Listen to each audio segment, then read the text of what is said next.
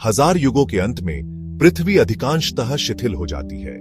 तब एक संपूर्ण विनाश होता है जो 100 वर्षों तक चलता है और भोजन की अनुपलब्धता के कारण सभी जीव जंतु निस्तेज और निष्प्राण हो जाते हैं और अंततः नष्ट हो जाते हैं।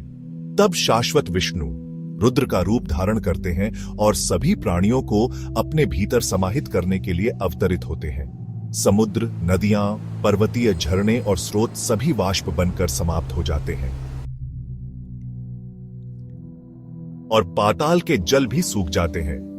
इस प्रकार विष्णु की प्रेरणा से सूर्य की 7 किरणें फैलकर 12 सूर्य बन जाती हैं, जिनकी प्रचंड ऊर्जा ऊपर, नीचे और चारों ओर फैलकर तीनों लोकों को अग्नि में भस्म कर देती है। इन सूर्यों के प्रज्वलन से तीनों लोक जलकर विकृत और निर्जन हो जाते हैं। उनकी पर्वतमालाएं, नदियां और समुद्र सभी नष्ट हो जाते हैं। हरी भरी हरियाली और नमी से रहित पृथ्वी कछुए की पीठ जैसी शुष्क प्रतीत होती है। समस्त संसार का संहार करने वाले हरि रुद्र रूप में सर्प शेषनाग के उग्र श्वास के समान जलती हुई अग्नि का रूप धारण कर पहले पाताल लोक को राख में बदल देते हैं। जब यह महाअग्नि पाताल लोक के समस्त भागों को जला चुकी होती है तो यह पृथ्वी तक पहुंचती है और उसे भी भस्म कर देती है। फिर एक विशाल अग्नि का बवंडर उठकर वायुमंडल और देवताओं के लोकों तक फैल जाता है और संपूर्ण ब्रह्मांड को विनाश में लपेट लेता है।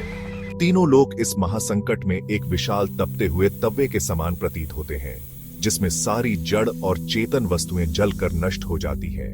उच्च लोकों के निवासी अपने कार्य पूर्ण करने के बाद और तीव्र ताप से पीड़ित होकर महरलोक की ओर चले जाते हैं।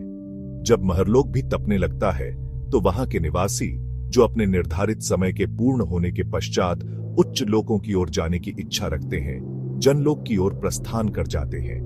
वे पुण्यात्मा जिन्होंने प्रेम पूर्वक विष्णु की आराधना की है और धर्मपरायणता में श्रेष्ठ हैं, संहार के समय महरलोक में पितरों, मनु, सप्तर्षियों, विभिन्न प्रकार के दिव्य आत्माओं और देवताओं के साथ वास करते हैं।